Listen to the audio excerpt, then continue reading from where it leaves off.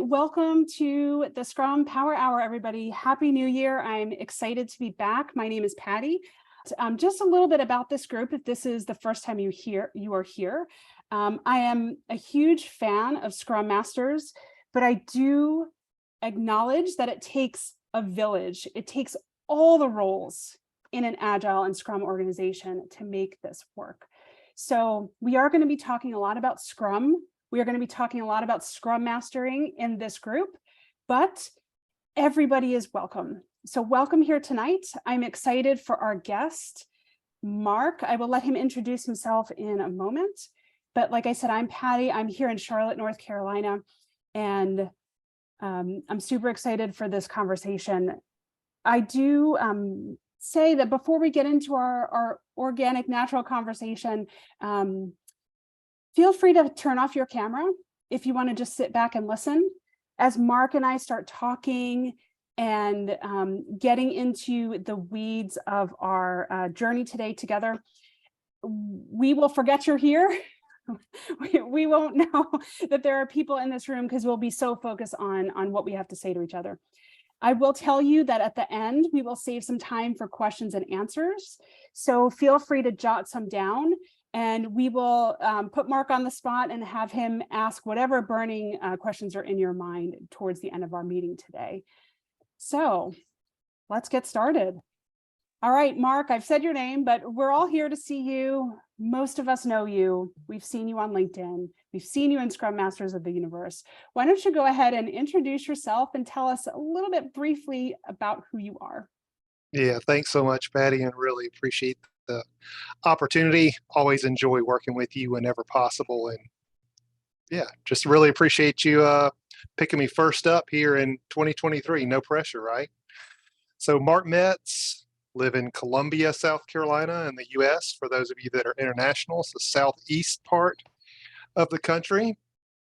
I like to say I have a decidedly Southern accent, so my apologies if you have trouble understanding me, but I'm probably going to liberally use the word y'all to talk about you guys.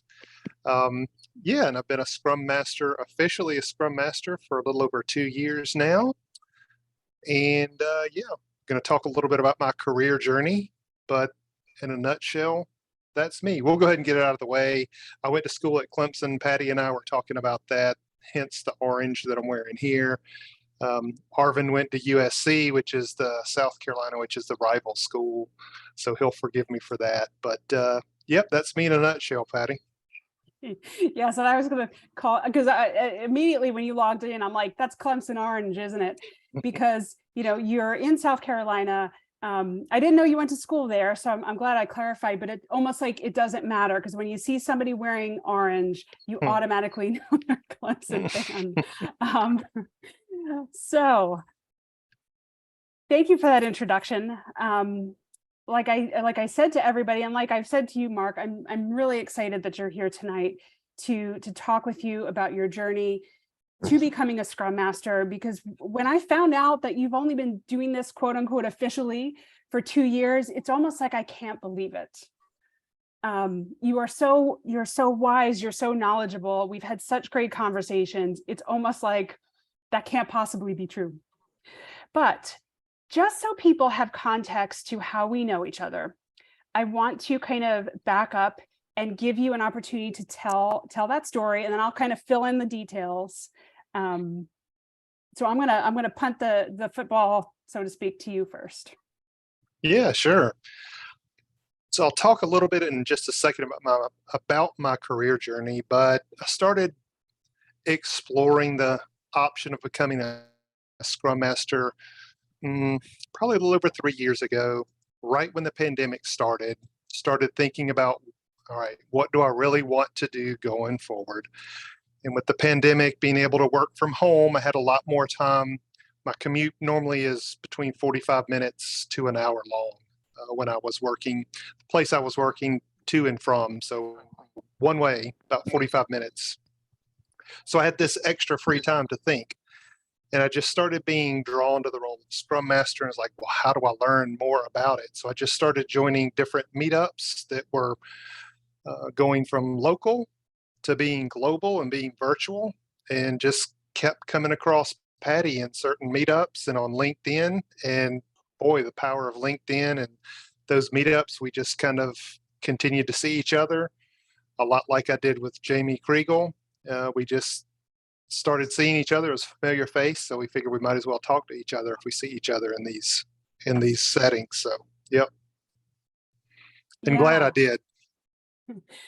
did. And you say 3 years, and it feels like in one respect, it feels like an eternity, right? But in another respect, it feels like just yesterday.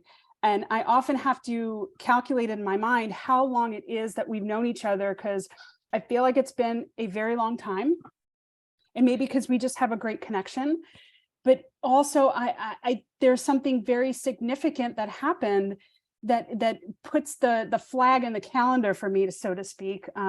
When I started this meetup, it was a once a month, what I called Agile Roundtable, bringing people together. This was when I was just starting to get active on LinkedIn. I put the feelers out. Hey, do you want to talk about like the psychology of Agile? Who wants to join? We came here, we had this round table, we did some breakout rooms, and you were one of the first people that showed up at this meetup, quote unquote.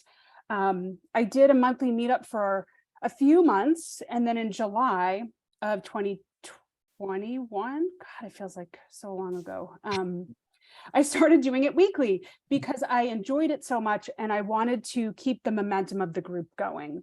So I want to point out to the audience here tonight, you were one of the first people that showed up for me to my meetup that I spontaneously just decided to create. So one of the reasons why I appreciate you so much is because you showed up at that time, right? But you're still here. We're still together. We're still building this relationship. And one of the things I hope we can talk about tonight is the importance of building relationships. Not just showing up to somebody once or twice, but that constant connection point and how you start to become a support system for each other. And then you start to show up at each other's meetups. And then you start opening the doors for each other to opportunities because you know each other. So I just wanted to share that and give that context, because the people that I invite into this meetup to speak for the fireside chat, it is very important to me that I know them and that I have a relationship with them and that we can have an honest conversation, because I don't want you to come in here and BS these people. I don't want you to tell them some sunny story about being a Scrum Master. I want the honest truth, because that's what people want to hear. What's going on behind the scenes that I need to know about, that I need to prepare myself for? Like, don't sugarcoat it for us. So I want to bring people in here that will do that. And I know you're one of those people. So, Yeah, I don't know if you remember this or not, Patty, but for that first meetup when you were getting things going, you said you had a lot going on, you were going to get distracted and remind you. And I never reminded you. You said you would give everybody a $500 Amazon gift card. So, oh, that's right. yeah, so I'm just telling you now, just in case you forgot. I did say that. You're right. Yeah. You're right. So the 29 people that signed up today, y'all get an Amazon gift card for $500 a piece. And the other, let me see if I can do some math here, right? 70 minus 30. The other 40 don't get it. Sorry, folks. Winner, winner, chicken dinner, right, Sarah? Oh, Mark, this is why I'm so glad you're here. But let's get this started. Let's get this party started. Let's start talking about your career journey. Yeah, sure. And as like, I called you up a couple of weeks ago, I was on my vacation. I'm like, I don't even care. I'm taking time out to talk to Mark. We got into walking the walk, which is super important to me as a Scrum Master and an Agile coach. So let's kick this off. Let's talk about it. And I know you're going to share your screen. Sarah, you're going to love this. Go for it. All right. So let's see. Just to get started here, just to give you a little bit of just a little introduction. Let's see. Share sound. We tested this earlier. this works. All right, here we go, y'all. You must unlearn what you have learned. All right, I'll give it a try. No, try not. Do or do not. There is no try. All right, anybody remember that from Return of the Jedi? Am I remembering that right? Yeah. Some people So, are not that old. so that really sums things up for me as I was trying to. So let's back up just a minute. So I went to college, got my degree in computer science, and like all little good computer science students do, went off and got a computer programmer job as my first job and was happy doing that. Got a lot of fulfillment out of doing that. There really is a craft about writing code, building something out of nothing. And I love that. And I did that for 19 years. 19 years. Yeah, my career's not done yet. You're going to see these gray hairs even more coming out. And I had an opportunity to join a company with several people that are joining me here today, which I really appreciate y'all from SoftDocs. SoftDocs and SoftDocs alumni joining me as a manager. And I spent 10 years being a development manager for a group of developers and testers. And like I told you before, I told you the pandemic hit and started thinking about what I really wanted to do. And this Scrum Master role just kept coming up as I was looking in LinkedIn. And I really, really, really strongly identified with the role of a servant leader. I like to think that I got some of my mother's DNA. She was a registered nurse before she retired for 25, 26 years, something like that. What better servant leader could you pick than somebody that's a registered nurse serving other people? My mom truly does have a servant's heart. I could go on and on with all the things that she does. My mom is 87 now, and she still crochets, and she crochets like koozies, and she does it for the elderly, y'all. For the elderly. She's 87. Wow. 87 years young. So yeah, so I really strongly identified with that of serving people through leadership. And there's two sides to that, which make the role so fascinating to me. Is you're not just a servant and you're not just a leader, but you serve other people through leadership. If we had more time, we can get into all the dynamics of that, but it really is a struggle sometimes to serve people through leadership. But yeah, and I'll just share real quick in the chat here. This was an article, a white paper, if you will. This was an update that was very, very, very defining for me when I decided to become a Scrum Master. This is an updated version of a gentleman named Barry Overeem, and I've seen you interact with him several times, Patty. I know you have a relationship with him as well. He's an awesome person. So I just want to bring this up and share my screen again really quick. Yes, please. I mean, this is the lifeblood of being a Scrum Master. So when Barry wrote his first article on the 8 stances of a Scrum Master, he had this graphic here, which just speaks volumes. It's great.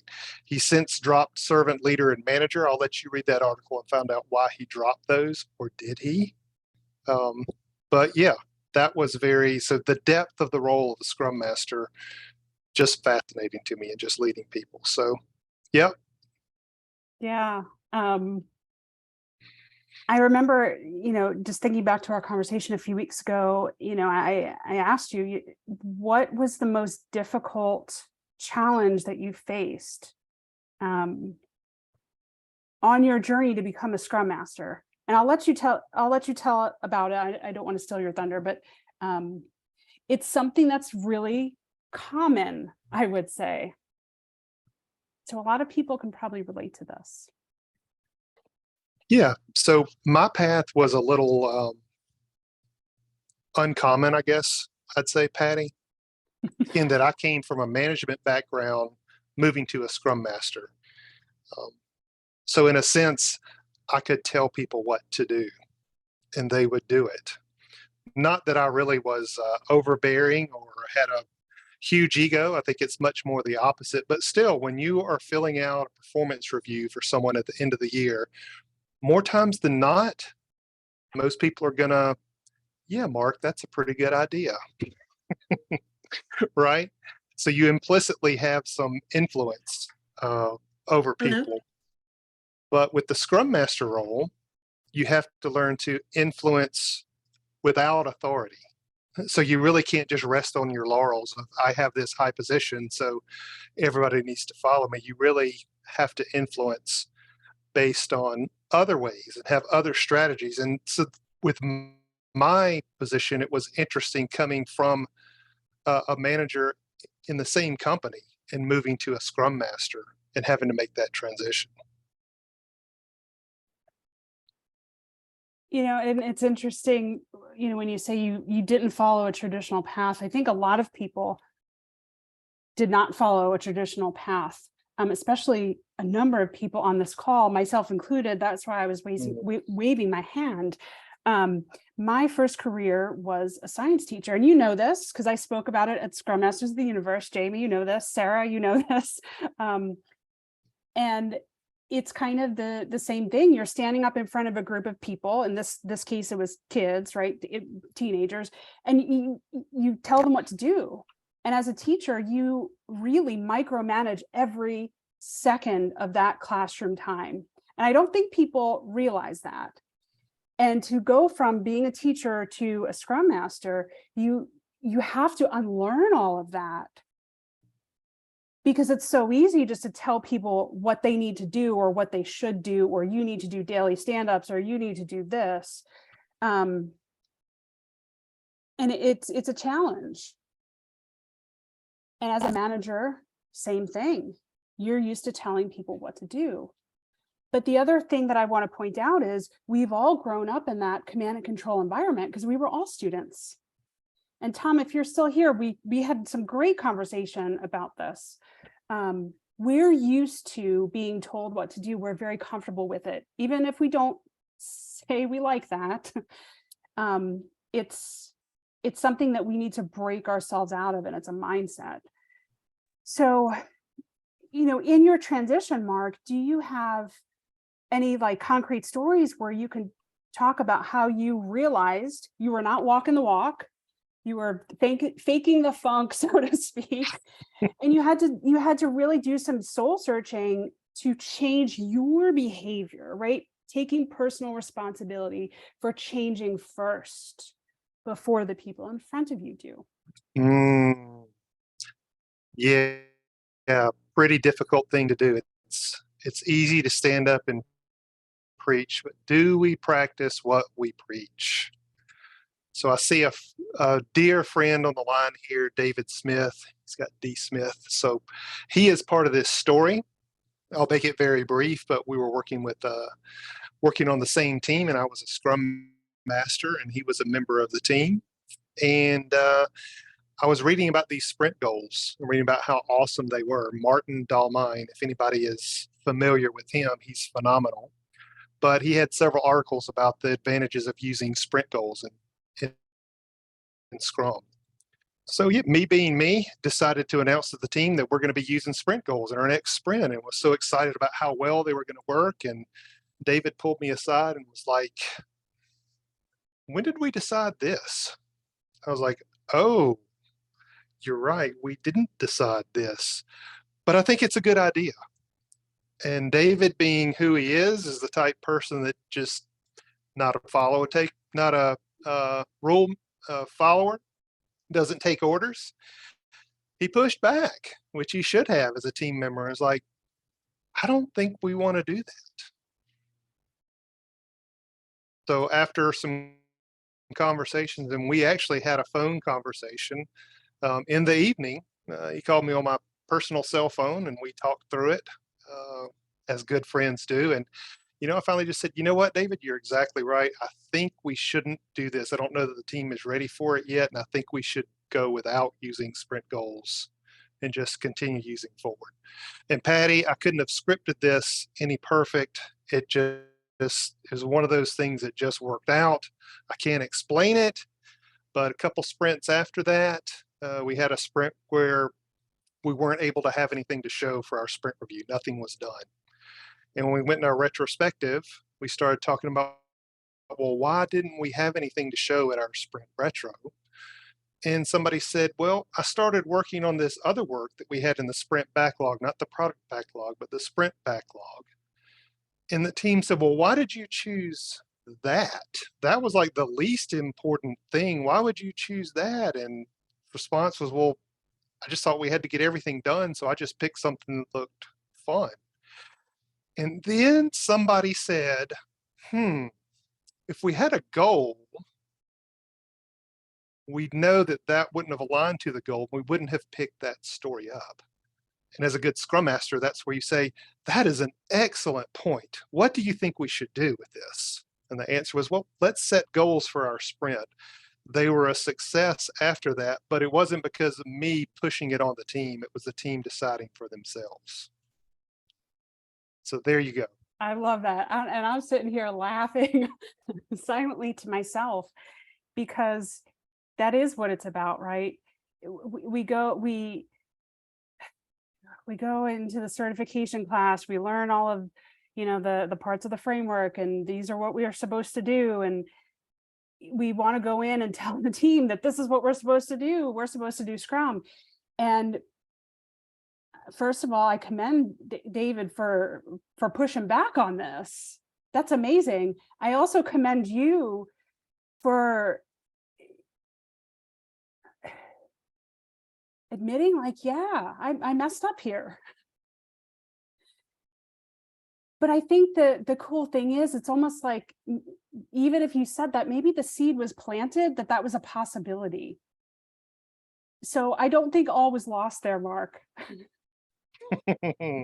You may have just dropped the little seed, and they may have remembered it and come up with the idea, right? But it's always like, we have to allow them to make the mistakes and to learn from them and to come up with the solutions themselves so they own it. And that's sometimes the hardest thing, because as a Scrum Master, we want to justify our job. We want to justify our time. We want to justify why they're paying us so much money. And we don't want to sit there and quote unquote do nothing, because then people are like, well, what do you do all day? But the thing is, you're fostering them to come up with that solution, and they probably wouldn't have done it on their own.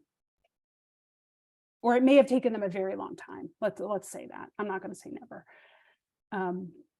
So thank you for owning up to that. And I'm just laughing, because the best is when you are called out in front of a group and you can own it and say, yeah, folks, I messed up.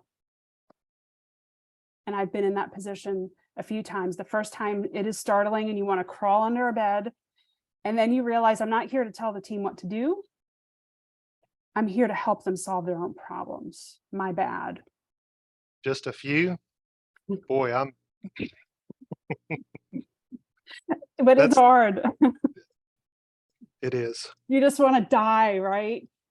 It is. But to your point, as a servant leader, if the team is going to be open and vulnerable, you have to first be open yourself and make yourself vulnerable. So what better way to be a leader than to show yourself being vulnerable? Yes. And that's where we circle back to walking the walk, right? That's where we circle back to doing that.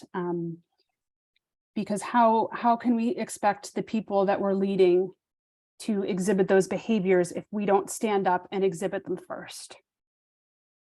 And that's something that, be the change you want to see. Mahatma Gandhi, absolutely. There's something to be said for modeling the behavior, because when people see that it's safe to do it, right? Because you didn't die or whatever, right? You survived it. They might tiptoe out and start to do it themselves as well, right? And then the culture starts to change. So it's really amazing. And I'm thinking, because I have my notes here, Mark, from our call a few weeks ago. Yep. And we brought up the term, I didn't want to say it because I don't want to say this word because it doesn't sound very nice. so you said it, and I'm like, okay, I'm going to say it now. Hypocritical. Mm, Hypocritical. mm. Yeah, hypocritical. Boy, it just, even just saying it, it just kind of makes you cringe, doesn't it? Yes. Mm. But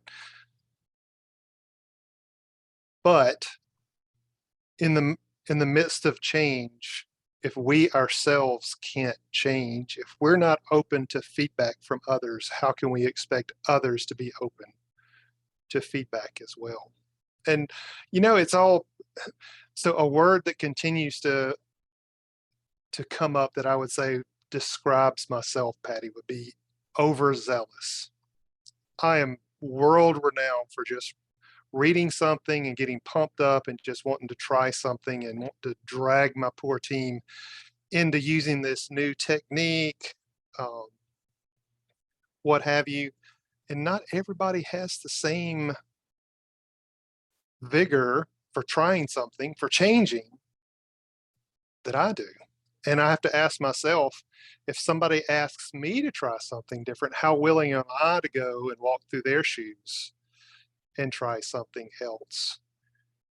I would starve if I were a salesperson. I am so far away from putting myself out there to be a salesperson, trying to force something on someone. And if you have a background in sales, my apologies, I'm sorry. But you do have to have a certain mindset to be an effective salesman. And so, having said that, how often do we put on a salesman hat trying to sell somebody on something, some way to work, some way to think, uh, and some way to change that they really don't see a benefit for? What problems are we trying to solve? What advantages, what risks are we trying to do away with by trying to make change? So instead of, what I've learned is, with my overzealousness, is I want to jump in and just try things, which try, there's another conversation there about that word. Words are important, right, Patty? Try. But to experiment with things, people want to know why, what's in it for them. Um, and you have to have some level of trust that people understand that you want to experiment with things truly to help them, not to build yourself up, right?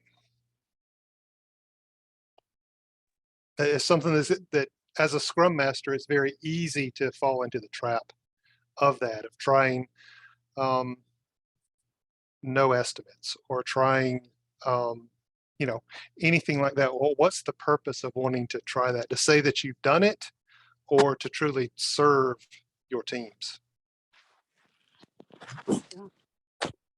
Yeah, and going back to the Yoda clip.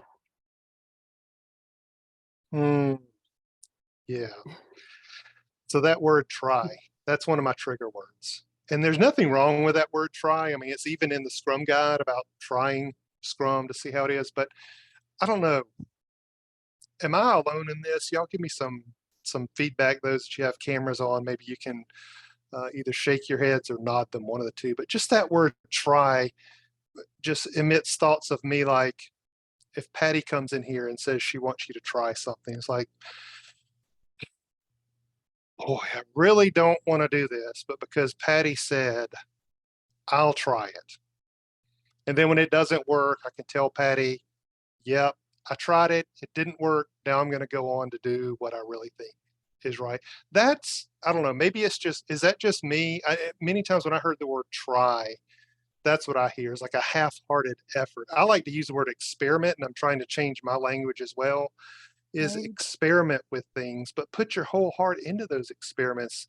Expect them to succeed, but if they do fail, then learn from them. Don't just try it just for the sake of trying it. And I would say for your teams as well, don't half-heartedly try something um, just to kind of stack the odds in your favor, to say, well, we tried it. We Mhm. tried what you suggested, it just didn't work. Right. It reminds me of, like a parent trying to convince their child to eat their dinner. Just try the broccoli, just try it, you'll like it. And I wonder, we always talk about how words are so important. And I always talk about, how our behaviors are really cemented into our being by the time we're 6 or 7 years old. So a lot of the things that we do and say are coming from this unconscious place. And I wonder if that causes people to think about that. When you say try it, it's like a parent forcing you to try your whatever, broccoli or, And you know what happened with it is that a last time half-hearted that was attempt. presented You're to me? forced. When that position was presented to me by my mother, I distinctly remember this because to this day, I hate black-eyed peas. Those of you who love them, I'm sorry, but those are my nemesis. She told me to just try them. You know what I did? I took a big glass of sweet tea. I put a spoonful of black-eyed peas in my mouth, excused myself to go to the bathroom, and proceeded to stop the toilet up. And the gig was up. Mom found out that I spit the black-eyed peas in the toilet. So yeah, that's how well that went. Yes, I'm like cracking up over here. Yes. And Sorry, Donna, I Donna. love your comments. You lost your Southern card. Exactly. I'm not from the South, so I don't get it. But I've lived here long enough that I know what you're talking about, Donna. And words do matter. It's kind of like when I talk about, you're talking about experimenting, right? I talk about don't use the word fail. Don't use the word failure. Don't use this word. People, I hate to sound dramatic, but like failure is traumatizing for people. You have your and this goes back to school. And I say this because I was a public school teacher and I've realized this so much. People are afraid to fail. So they develop these like perfectionistic tendencies and they drive themselves crazy and they're full of anxiety. Or the word failure is, I failed all my life in school. I'm worthless. I'm nothing. So when you're saying to your teams, fail fast or whatever language you use, are you aware that these words bring back these memories for people, whether they're conscious of it or not? So changing the language that you use is really important. So if you'll allow me to do a shameless plug here, Patty. Sure. Super. So we've got another team member on here, somebody that I partner with, Greg Miller. So Greg invited me to be a co-host for his podcast called The Agile Within. And we were looking for topics, and this topic of failure is one but yeah, check us out on The Agile Within. Greg Miller is a super nice guy. I look up to him a lot. And yeah, so be on the lookout for a discussion on failure. Yeah. The other thing that I wrote down from our conversation, and this is perhaps one of the most difficult things about being a Scrum Master or even an Agile coach, right? Or even a product owner, because this is involved with all of the roles. You will probably ruffle some feathers. People won't like you. You're not there to make friends. And that's so difficult because we want people to like us. We want to feel valued. We want to feel loved. That's a human need. But when you're pushing against some very hardwired behaviors and established organizational patterns, people are not going to like it. And it's just, they're afraid. Everybody's afraid for their job. They don't know what the change means for them. They're comfortable with what they're doing, even if it's not working. It's certain. So can you talk a little bit about that and your experience with that? Yeah, sure, Patty. So I'll highlight Arvind. Arvind Krishnan is on this call, and he and I have had many conversations because just natural tendency, both of us were people pleasers. That's what we were born with. I was more like my dad. My mom was much more of a bulldog. My dad was very much more of he was a personnel manager for 25 years and just had a way about him to just befriend anybody, and feel like those were the genes that I got from his side. But so sorry if you aren't a sports person. Patty, you and I talked about sports earlier, and you said you're not necessarily in sports, but Not really. you can apply this maybe in other disciplines or whatever. But for me, sports were very important growing up. Grew up in a small town in South Carolina, very rural. Wasn't a whole heck of a lot to do. We didn't have internet back then, didn't have cell phones, so sports was a big thing of just who you hung out with and the friends that you made. And generally in sports, if you've ever watched an American football game, a basketball game, maybe even a baseball game, soccer, we had the World Cup recently, you see those moments of intensity where somebody really just gets into a whole nother gear, and they almost can do things out of character because they're so focused on a goal of winning a game or a match or what have you. And so for me, that's what I have to kind of go into. I just kind of have to put my game face on and just take it back to like when high school, or even later when I would play sports, played fairly competitively, played basketball. And, you have friends that you play with, but at the same time, when it comes to the game, you just have to put a game face on. And people would often tell me like, boy, Mark, you're a different person when you play versus when we get together and just hang out. And so that's the way that I try to differentiate between the two. Hopefully I don't come across as that intense that I'm going to fly through the screen and tackle somebody, but you do have to get a game face on. There's a time and a place to stand up and just say, you're not a pushover. Again, there's a servant leader. You're not just a servant to do whatever the team wants to do at their every beck and call. I would say, think about a parent. As a parent, can you tell those kids that have had everything done for them and they're put up on a pedestal their entire life? Can you tell a difference between those and the ones that have parents that love them, but love them enough to correct them when they're doing wrong?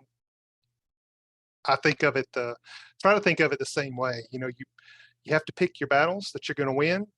Not every battle is worth dying on. It's not that important. And just have to put your ego aside.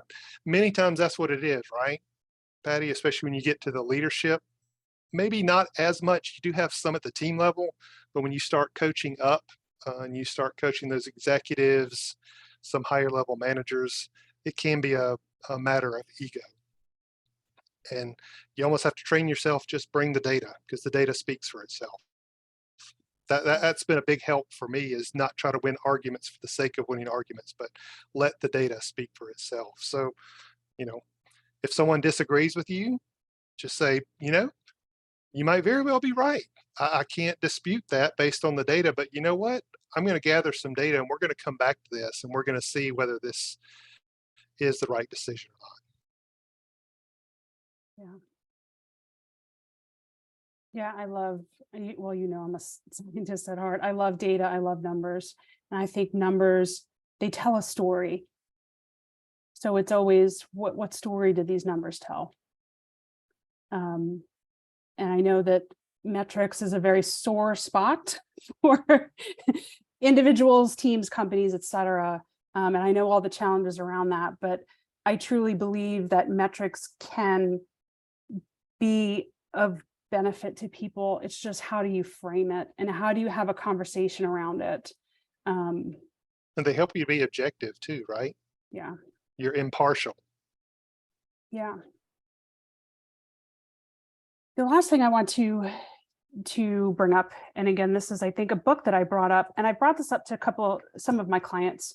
I just finished reading this and I'm rereading it so I can take notes on it, because I'm like, this book is so full of information. I'm going to hold it up to the screen.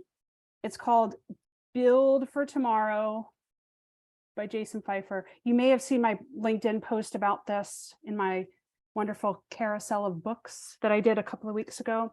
But it's the subtitle here is an action plan for embracing change, adapting fast, And the last one is future-proofing your career. So I wanted to ask your thoughts about this, yes, future-proofing your career, but how do you continue to grow in your career?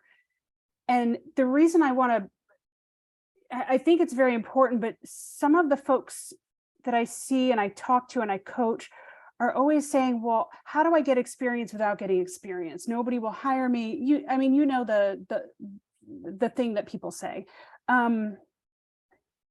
How do you continue to take those steps going from role to role to role?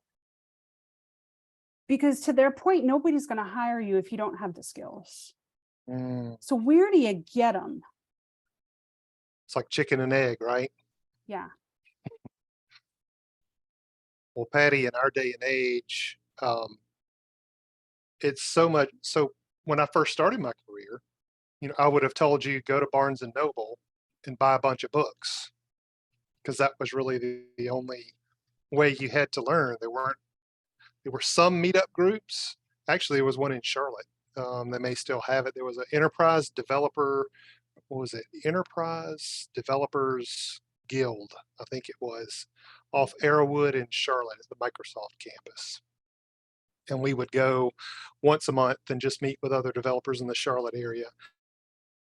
But anyway, back to the point, we have so much that's available to us now. I mean, LinkedIn is, it is where it's at, y'all. I can't tell you how many great connections. So many of you that are on this call, I just met either on LinkedIn, just happened to go out and meet you, or I was in some free webinar like Patty produces here. And, it doesn't have to cost any money. You don't have to necessarily sign up for these, couple $1,000 training course to stack them on top of each other to get your experience. Start where you are and build upon it. You don't eat an elephant all in one bite, right?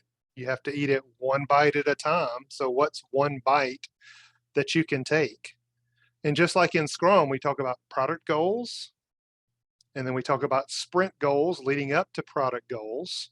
Well, what are we doing in that? How are we breaking down our career into bite-sized steps? Are we just saying, well, Agile coach, I don't even know where to start. It is just too big I'll never be able to get there. Something I'd like to do, but just don't know how to do it. I would say get a mentor. Reach out. It doesn't cost you anything to ask. If somebody says no, well, like my mom told me a long time ago, probably my dad. If you never ask the girl out on a date, she's never going to say yes. So you got to ask at some point. But yeah, I'll just say as I was looking and I was searching, I was looking for a group that I could kind of identify with, that I felt like I jived with, that were kind of in the same spot. And quite frankly, Patty, I tried 3 or 4 and they just didn't really stick. There was one that was asking for volunteers to help organize an event. I said, hey, whatever you need to do, I'll do it. If it's sending out emails, I can do it. And for whatever reason, things broke down and just, I asked, but just really didn't have the opportunity presented to me. So I could have just felt sorry for myself and said, yeah, these people that run these meetups, they kind of have their own little cliques, their own little groups. And if you're not in that, then you're going to be excluded. But I just kept tried different ones. Thankfully, yours was one of the ones that stuck. And yeah, it's been a long time now. So just keep trying. I shouldn't use it. Keep experimenting, right? Don't try, experiment. Got to You catch caught myself. yourself. You caught Old yourself. habits die. Yeah. Yes. Yes. One of the great things that I've read about in this book, and I think it's great because this is exactly what I've done. I've used whatever role I was in to build the skills for my next role. I'm going to flip through the book so I can figure out the term. Work your next job is what he says. So look around in your current role. What do I need the skills to do for my next role that I'm looking for, maybe in a year from now. Start raising your hand for things in your current job. Because everybody's always like, oh, I'm so busy, I don't have time. Well, heck, I'll raise my hand and I'll do it, because I have a goal to learn something new, not just show up and do what's expected of me. And this is one of the points that he makes in this book. As long as you are still building your skills, you will never be without a job. Because if your job is replaced by robots and you build no skills to do anything else, you're kind of stuck. But if you keep doing things and learning things, then there's always a job for you out there. It's just being uncomfortable and trying new things. And one of the great things that he said, and I think it was he quoted Ryan Reynolds. I'm like, I got to put this stuff up on LinkedIn. Ryan Reynolds says, I can't wait to do this a second time, because the first time you are going to screw it up so royally. If you can get past that and do it a second time, you are super confident. And I will tell you, and Sarah, if you're still on this call, you know what I'm talking about here. I taught 8th grade and I had 5 classes. The first one stunk. I've always felt bad for first period, but second period, I'm like, I nailed it. Third period, I'm telling the jokes and I'm throwing in stories. So it's just practice, right? But you got to get through first period in order to get to second period, right? But anyway, I know we're running short on time. I could, we talk for hours, right? I could run my mouth all day, Mark, you too.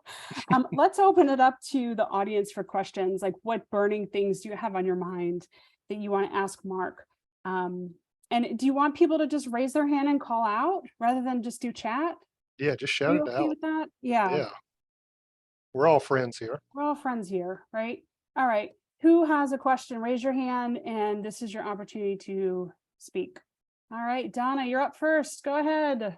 Yeah, Mark, you might have said this at the beginning and I didn't catch it, but you went from being a manager to a Scrum Master. Now, are you still in the same company where you were a manager? So when I was a manager, I had a decent amount of tenure there. So I'd been at the company for about 9 years, going on 10 years. And I positioned myself to be the company's first Scrum Master. So a little tricky, but I was able to sell management on that and get it done. What I wasn't expecting was when I felt like it was time for me to move to another company and have a different set of experiences, what I wasn't counting on is the number of people that I interviewed with and tried to interview with that didn't give me a sniff because I didn't have the experience as a Scrum Master. So to Patty's point, I got a lot of really good experience with interviewing, just having to answer that question. The first time I probably fumbled through and had more ums and uhs and that I could speak to. But after 3 or 4 times, I was able to get a story together. And it was actually yes, if you want to count the time as my title as being Scrum Master, yeah, I would say I only have a year of experience. But what you are getting is somebody who has been involved with Scrum as a developer, somebody with Scrum as a manager, playing a Scrum Master role, and now as a Scrum Master. So I started to build my case for, the people that I was going up against. I have my set of strengths that I can bring along with it. So yeah, thanks for asking, Donna. Did you have a follow-up question, or does that answer your question? Well, so I guess what I was really curious about, have you moved companies away from the company where you were a manager? I have. Yep. Okay, that's what I was curious about. All right, thanks. Yep. Sure thing. Yeah, and I just want to say that, Mark, I love that, because what that brings to the table is you have perspective on all of these different roles in an Agile or Scrum organization. So you can have empathy for all of them, because they're all going to struggle in different ways, and you can speak their different languages, so to speak, in a way that somebody that's just been a developer may not be able to. So that's a huge strength and selling point. All right, Anu, you're up. Yes, thank you. So here's a question. It's more like a wondering, I guess. Why do software engineers and testers want to become a Scrum Master? It's making people who are coming from the non-technical backgrounds compete and make life so difficult. So why is it that? I mean, I know developers, software developers, I mean, people want to get into that role because they're very good at problem solving. They're very good at engineering, and it also pays really well. Why would they want to do this transition? Do you have an answer to that? Well, I can't answer for everybody, but in my own case, what I can say is the best developers aren't just the ones that write the best code, right? They're the ones that can really communicate vision and can help lead a team of developers. Let's be honest, there are some hero developers out there that just want to be a team of one, and they just want to do everything themselves. You know, I don't want to interface with anybody.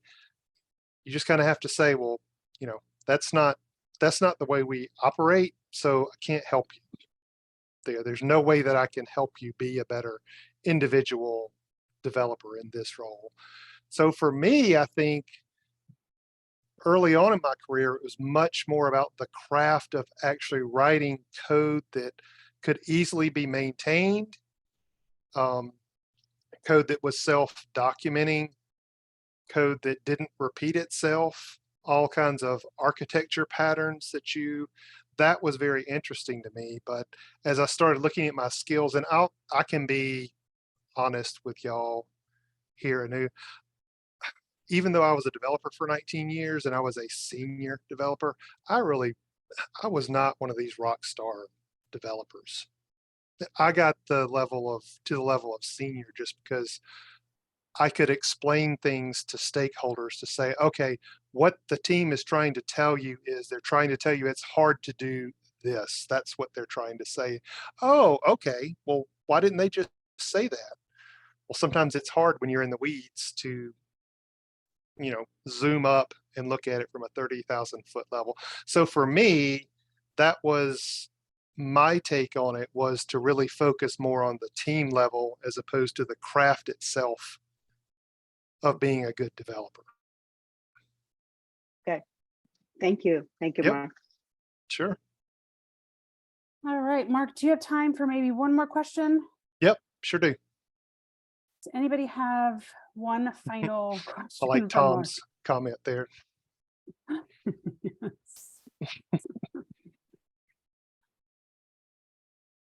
So Mark, I know that you're helping multiple teams. So when you're working with multiple teams, do the Scrum practices for each team vary widely, or are there, what kind of variations do you see between them? That's a really good question, because there are some that say we should have everything nailed down so that it's like a machine, right? It should be the same. So within the Scrum framework itself, if you're doing Scrum, which my teams are, I'll say there's different levels of maturity between the teams. So you try to meet the teams where they are, and maybe you bend the rules a little bit for some teams to get them going. So Arvin, I may have used this, so people will think that you teed this up for me, but you're really not. You're asking genuinely out of questioning. But I'm not a golfer, but again, back to sports, the game of golf.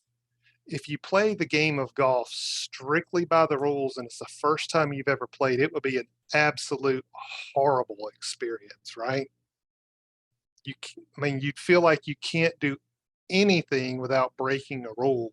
So to make it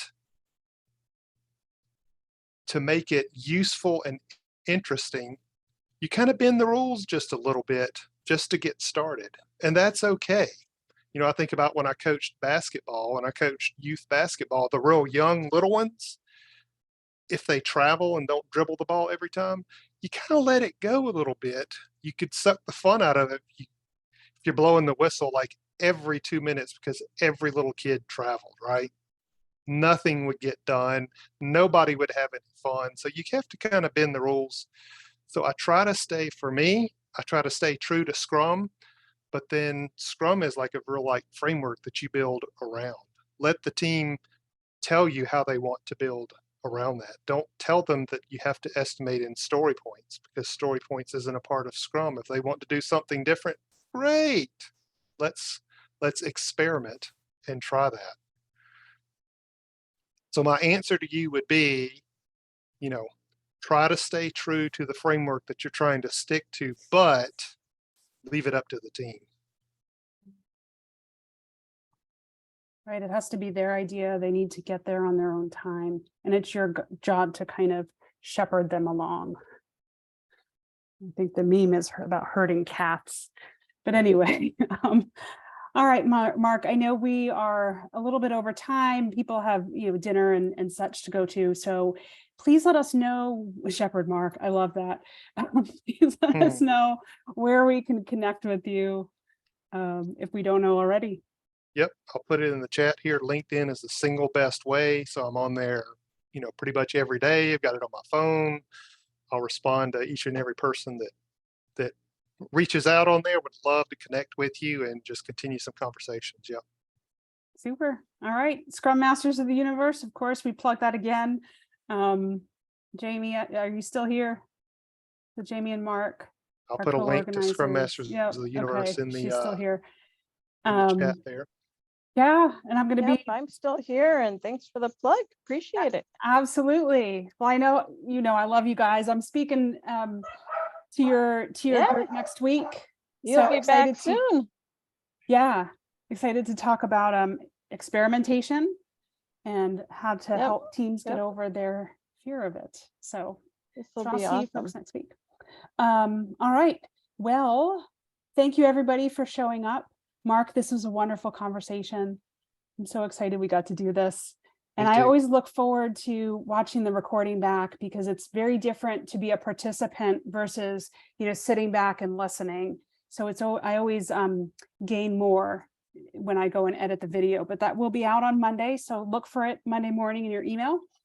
And I will see everybody on the flip side. Thank you, everybody. Thanks, everybody. Bye. Bye. Thank you.